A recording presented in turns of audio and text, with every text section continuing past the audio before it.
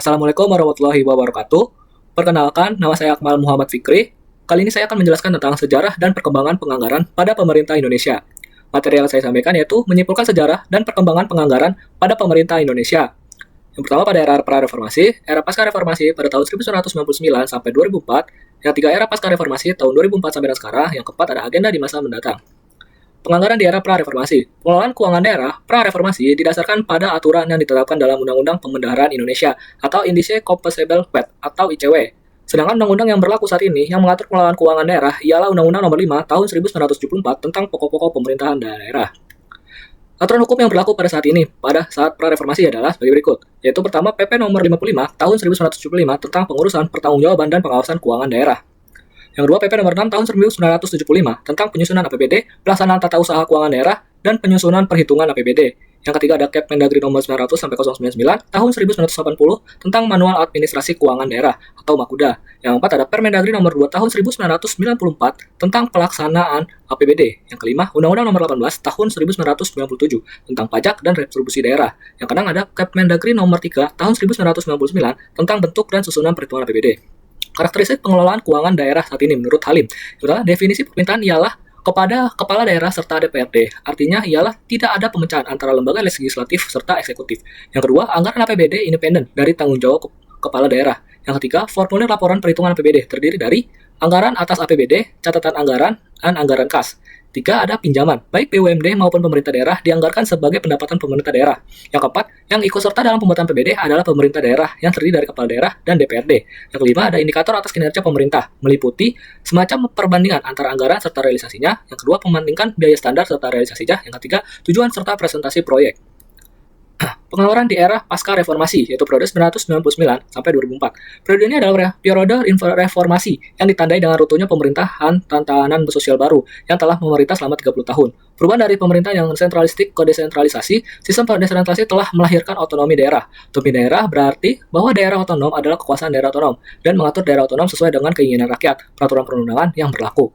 Penerapan otonomi daerah disusun oleh dua undang-undang, yakni Undang-Undang Nomor 25 Tahun 1999 perihal pertimbangan keuangan pemerintahan pusat juga daerah, serta Undang-Undang Nomor 22 Tahun 1999 tentang perihal pemerintah daerah.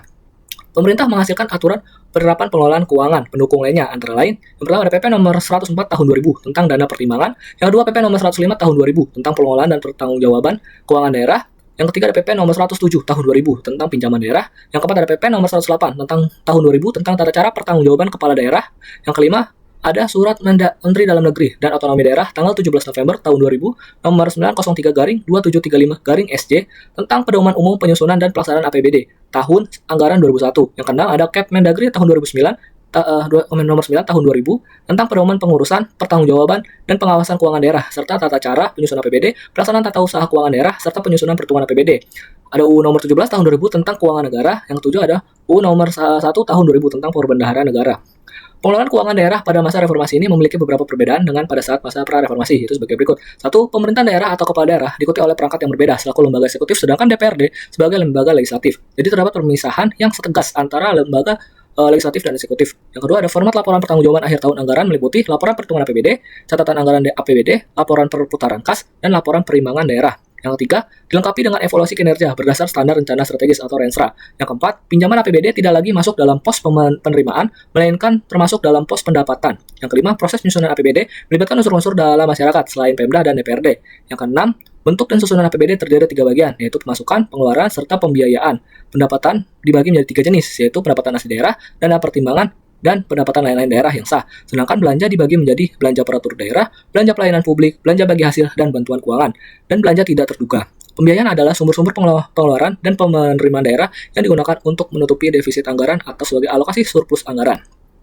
Penganggaran di era pasca reformasi, yaitu periode 2004 sampai dengan sekarang, dikeluarkannya 3 paket undang-undang fiskal, yakni Undang-Undang Nomor 15 Tahun 2004 perihal pemeriksaan dan tanggung jawab keuangan negara, Undang-Undang Nomor 1 Tahun 2004 perihal perbendaharaan negara, serta Undang-Undang Nomor 17 Tahun 2003 perihal keuangan negara. Pada tanggal 15 Juni 2005, pemerintah menetapkan PP Nomor 24 Tahun 2005 perihal standar akuntansi pemerintahan atau SAP. Peraturan pemerintahan ini mengacu bagi penataan laporan keuangan, auditor laporan keuangan, serta penggunaan pelaporan keuangan daerah. Sedangkan pada APBN, keberadaan PP ini secara bertahap mengubah akuntansi dari cash basis menjadi accrual basis. Beberapa perubahan mendasar yang terjadi pada periode ini meliputi dikenalkan kembali bendaharaan pendapatan serta bendahara pengeluaran untuk mengadministrasikan penerimaan dan pengeluaran anggaran. Yang kedua, pengelompokan belanja diganti dari belanja layanan publik, biaya operator, biaya bagi hasil, dan pinjaman keuangan. Dan belanja tidak terkira menjadi biaya langsung dan tidak langsung yang dikaitkan dengan peraturan langsung maupun tidak langsung dengan program serta kegiatan. Yang tiga, diterapkannya konsep Multi-Term Expenditure Framework atau MTF. Yang empat, perlu membentukkan sistem akuntansi keuangan daerah yang mempunyai syarat terdapat standar akuntansi pemerintahan serta prosedur akuntansi keuangan daerah untuk menanggung konsisten dalam pelaporan keuangan. Yang kelima, basis kas digunakan untuk mengakui pos penerimaan, biaya serta pembiayaan dalam laporan realisasi anggaran atau LRA, dan basis akrual digunakan guna mengakui pos harta hutang modal pada neraca. Yang keenam, konsekuensi dari dikeluarkan PP nomor 24 tahun 2005 serta PP nomor 58 tahun 2005 ialah pengelolaan keuangan daerah bergeser dari sentralisasi ke desentralisasi atas proses pengelolaan keuangan daerah dan tanggung jawab pengelolaannya yang telah didelegasikan dari kepala daerah kepada masing-masing kepala SKPD. Oleh karena itu, SKPD menjadi entitas akuntansi yang harus melaksanakan akuntansi sebagai bagian dari entitas pelaporan. Penganggaran daerah reformasi pada tahun 2004 sampai sekarang sesudah PP nomor 24 tahun 2005 yang berlaku semasa 5 tahun pada saat tahun 2010, KSAP mengeluarkan SAP berbasis akrual yang ditetapkan dengan PP nomor 71 tahun 2010 dan berganti pada PP nomor 24 tahun 2005. PP Perkembangan Pengelolaan Keuangan Nasional tetapi merupakan bagian dari pasca reformasi lanjutan yang dipengaruhi oleh adanya Undang-Undang Nomor 17 Tahun 2003. Standar akuntansi yang diatur dalam PP Nomor 24 Tahun 2005 adalah standar akuntansi yang ditujukan untuk masa transisi menuju akuntansi pemerintahan berbasis akrual. Lalu PP Nomor 71 Tahun 2010 hanya berlakuan basis akrual pada sistem akuntansinya, bukan pada sistem anggarannya. Agenda di masa mendatang. Penerapan akuntansi berbasis akrual seharusnya sudah dilaksanakan oleh semua pemerintah daerah di Indonesia selama tahun 2008. Tetapi baru pada tahun 2010 KSAP menerbitkan standar akuntansi pemerintahan berbasis akrual yang ditetapkan melalui PP nomor 71 tahun 2010 dan berganti jadi PP 24 tahun 2005 perihal standar akuntansi pemerintahan.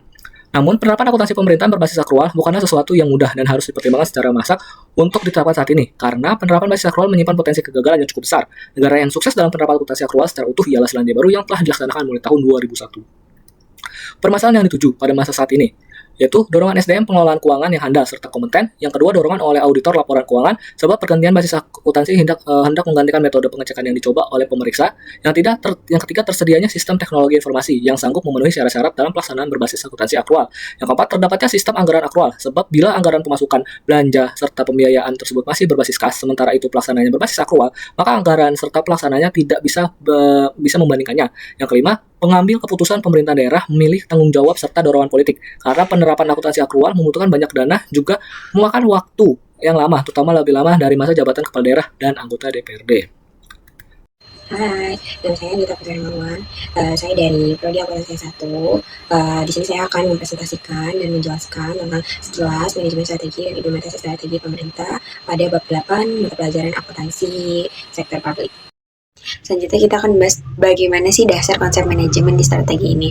Nah, definisi manajemen menurut Nawawi itu ada proses perencanaan atau planning, perorganisasian atau organizing, pelaksanaan atau actuating, penganggaran atau budgeting, dan pengawasan atau controlling.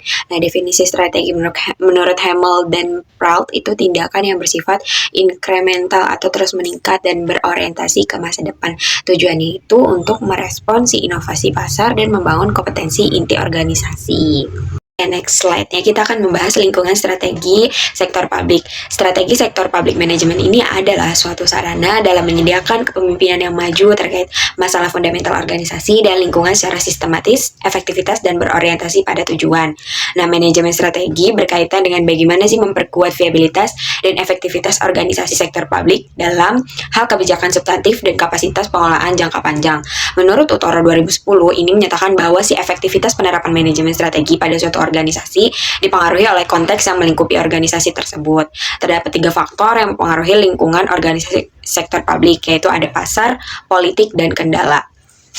Nah, yang pertama ada pasar. Pasar pada organisasi sektor publik ditentukan oleh oversight body. Hal ini dikarenakan organisasi sektor publik memiliki motif tidak mencari keuntungan, namun lebih ke berorientasi pada pelayanan publik. Oversight body ini yang dimaksud adalah masyarakat atau publik, dan pada organisasi pemerintahan adalah lembaga parlemen yaitu DPRD atau DPRD sebagai bentuk perwakilan dari masyarakat publik. Nah, yang kedua ini ada politik. Politik ini kebutuhan untuk menaati dan memelihara dukungan berakibat pada tingginya pengaruh dan tekanan politik yang akan dihadapi oleh organisasi sektor publik. Nah, kenapa perlu melibatkan pihak-pihak tersebut dalam penyusunan strategi ini? Untuk meningkatkan komitmen organisasi sehingga dapat meningkatkan kinerja organisasi secara keseluruhan. Nah, yang ketiga kendala. Kendala ketergantungan pada suatu sponsor atau pemerintah membatasi otonomi dan fleksibilitas. Oke, selanjutnya adalah perumusan strategi dan analisis SWOT. Ini merupakan tugas dan tanggung jawab manajemen puncak di dalam proses penentuan visi, misi, tujuan, sasaran, target, arah, dan kebijakan, serta strategi organisasi. Salah satu metode untuk penentuan strateginya adalah analisis SWOT, yaitu menganalisis faktor internal organisasi yang menjadi kekuatan dan kelemahan, serta memperhitungkan faktor eksternal berupa ancaman dan peluang. Nah, analisis SWOT ini adalah salah satu alat dalam manajemen strategi untuk menentukan kekuatan, kelemahan, kesempatan, ancaman dalam organisasi. Meskipun analisis SWOT ini dianggap sebagai suatu hal yang penting, para manajer terkadang menemui kendala dalam menerapkan analisis ini. Menurut Barwana 2010, masalah-masalah tersebut antara lain, yang pertama ada the missing link problem. Masalah ini timbul karena hilangnya unsur keterkaitan, yaitu gagalnya menghubungkan si evaluasi terhadap faktor internal dan evaluasi terhadap si faktor eksternalnya nih. Nah, yang keduanya ada the blue sky problem. Hal ini menyebabkan terlalu optimis meremehkan kelemahan organisasi. Dan yang ketiga ada the silver link problem. Masalah yang berkaitan dengan timbulnya suatu harapan dalam kondisi yang kurang menggembirakan. Nah, hal ini timbul karena pengambilan keputusan yang mengharapkan suatu dalam kondisi yang tidak menguntungkan. Dan yang terakhir ada the all things to all people problem. Ya, ini tuh terlalu fokus pada kelemahan yang ada di dalam organisasi tanpa melihat kekuatannya yang ada di dalam organisasi tersebut. Nah, selanjutnya dukungan implementasi strategi. Karena itu perlu didukung dengan hal-hal berikut ini. Yang pertama, di situ ada struktur pendukung manajerial maupun political will. Struktur organisasi yang baik mendukung terbentuknya desain sistem pengendalian manajemen yang dirancang dengan baik sehingga mampu mendukung strategi yang telah disusun untuk mencapai visi, misi, tujuan, dan strategi perusahaan. Nah, yang kedua ini ada proses dan praktik implementasi di lapangannya ini berhubungan dengan sistem dan prosedur pengendalian. Perencanaan strategi akan berjalan efektif jika ada kejelasan tentang wewenang dan tanggung jawab serta pendelegasian wewenang dan tugas. Dan yang terakhir ada kultur. Kultur ini adalah organisasi berkaitan dengan perilaku dan sikap anggota organisasi. Perencanaan strategi harus didukung oleh perubahan perilaku dan sikap anggota organisasinya agar dapat melaksanakan program-program secara efektif dan efisien. Oke, di sini kita akan membahas tentang regulasi perencanaan Undang-Undang Nomor 25 Tahun 2004 tentang sistem perencanaan tahap penyusunan rencana. Pada tahap ini, organisasi sektor publik dalam hal ini adalah pemerintah merumuskan arah dan misi organisasi, sekaligus juga melakukan analisis SWOT untuk memahami lingkungan internal dan eksternal. Menurut Undang-Undang Nomor 25 Tahun 2004, perumusan strategi ini pada organisasi pemerintah dilakukan dalam penyusunan rencana pembangunan jangka panjang atau RPJP yang berlaku selama 25 tahun dan dijabarkan dalam rencana pembangunan jangka menengah atau RPJM yang berlaku selama 5 tahun, dilanjut RKP rencana kerja pemerintah selama 1 tahun, dan terakhir evaluasi dilakukan oleh Bappenas atau Bapenda jika terjadi penyimpangan. Oke, tantangan masa depan apa sih yang akan kita jalani? Yang pertama ini ada anggaran tradisional, masih bersifat inkremental, hanya menambah dan mengurangi dari tahun lalu tanpa kajian yang mendalam. Dan yang kedua ada kualitas SDM. Kualitas SDM ini kompetensi aparatur pemerintah dalam perencanaan strategi masih perlu ditingkatkan. Dan yang ketiga ada database minim, kurangnya data valid sebagai dasar perencanaan yang akurat nih. Nah, solusinya kita itu harus menerapkan analisis standar belajar atau ASB dan pelatihan SDM. Oke, dari yang tadi materi yang sudah saya jelaskan, dari topik yang sudah kita bahas di pembelajaran kali ini, saya akan menyimpulkan, jadi manajemen strategi di sektor publik sangat penting untuk meningkatkan efektivitas dan efisiensi pelayanan pemerintah. Meskipun menghadapi tantangan unik seperti tekanan politik dan orientasi non-profit, penerapan strategi yang sistematis sesuai dengan Undang-Undang Nomor 25 Tahun 2004 sangat diperlukan untuk mengatasi tantangannya di masa depan seperti kualitas SDM dan penganggaran tradisional. Perlu dilakukan reformasi institusi dan peningkatan kompetensi. Assalamualaikum warahmatullahi wabarakatuh. Perkenalkan, nama saya Gilang Al-Kausar. Saya akan menjelaskan tentang Pusat Pertanggungjawaban Pemerintah. Pusat-pusat pertanggungjawaban atau Responsibility Center. Responsibility Center merupakan sebuah unit yang dipimpin oleh manajer yang memiliki tanggung jawab terhadap unit-unit yang dikelolanya. Misalnya, seorang direktur utama dari perusahaan holding atau dari anak usahanya, direktur atau kepala divisi dari perusahaan holding atau kepala unit dalam suatu entitas. Sistem pengendalian manajemen sektor publik. Sistem pengendalian manajemen sektor publik adalah serangkaian proses, prosedur, dan mekanisme yang digunakan oleh manajemen organisasi sektor publik untuk mengarahkan, mempengaruhi, dan mengendalikan perilaku pegawai, serta penggunaan sumber daya agar strategi, kebijakan, dan tujuan pelayanan publik dapat dilaksanakan secara efektif, efisien, transparan, dan akuntabel. Menurut Mardiasmo tahun 2009 menjelaskan bahwa sistem pengendalian manajemen sektor publik sangat diperlukan untuk menjamin terrealisasinya strategi secara efektif dan efisien, sehingga tujuan organisasi tercapai. Dalam melaksanakan sistem pengendalian manajemen diperlukan peran beberapa bagian yang terkait di dalamnya seperti kemampuan dari sumber daya manusia dan dukungan dari lingkungan organisasi, baik lingkungan internal dan lingkungan eksternal.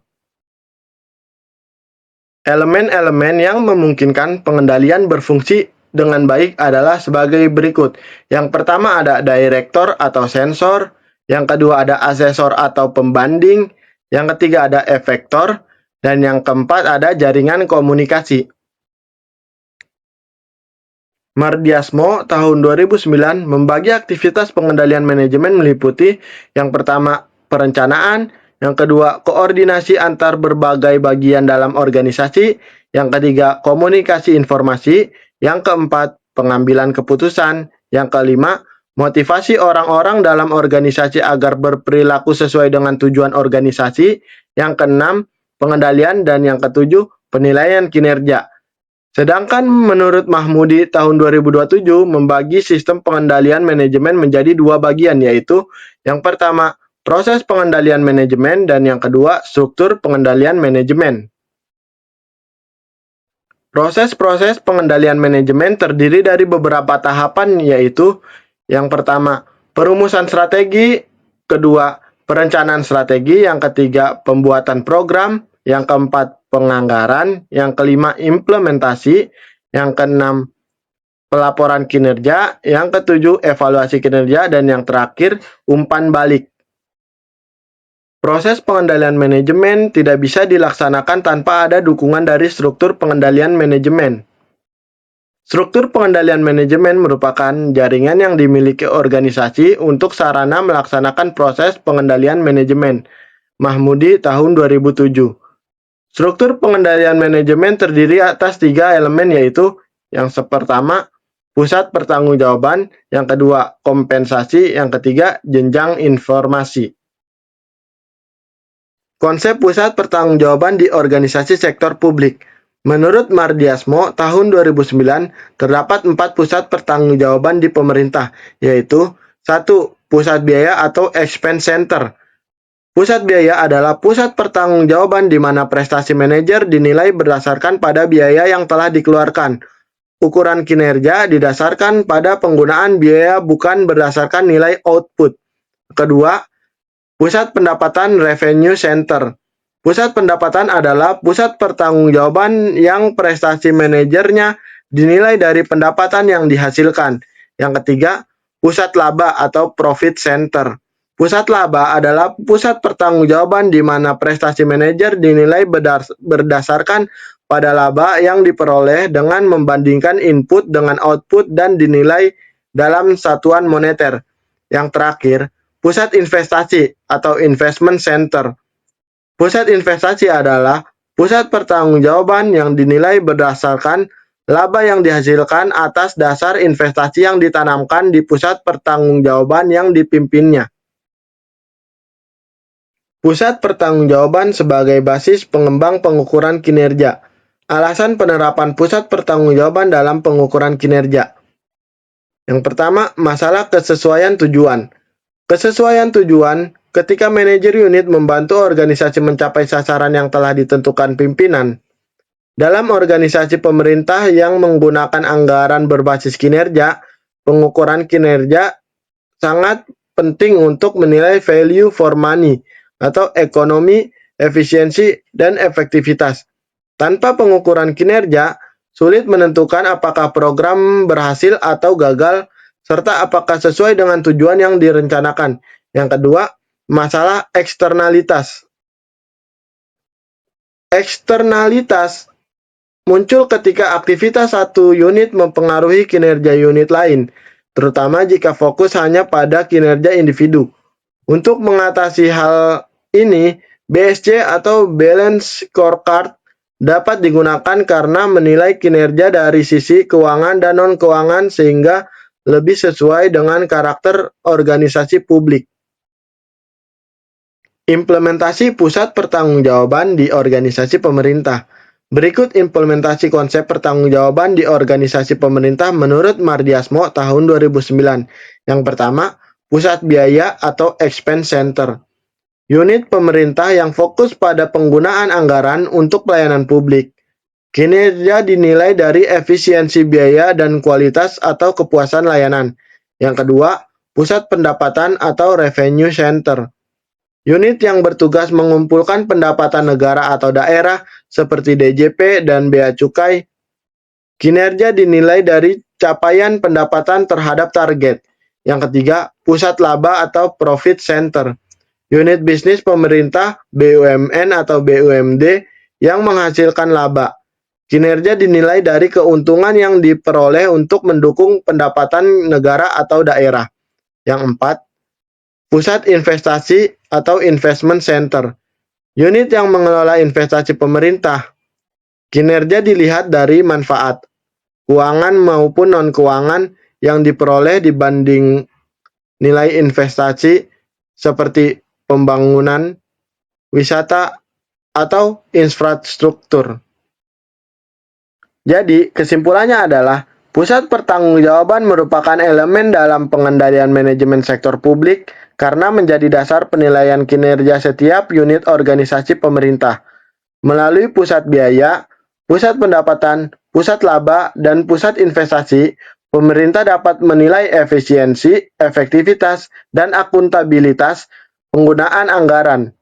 Sistem pengendalian manajemen mendukung pencapaian strategi organisasi melalui proses perencanaan, koordinasi, komunikasi, pengambilan keputusan, dan evaluasi.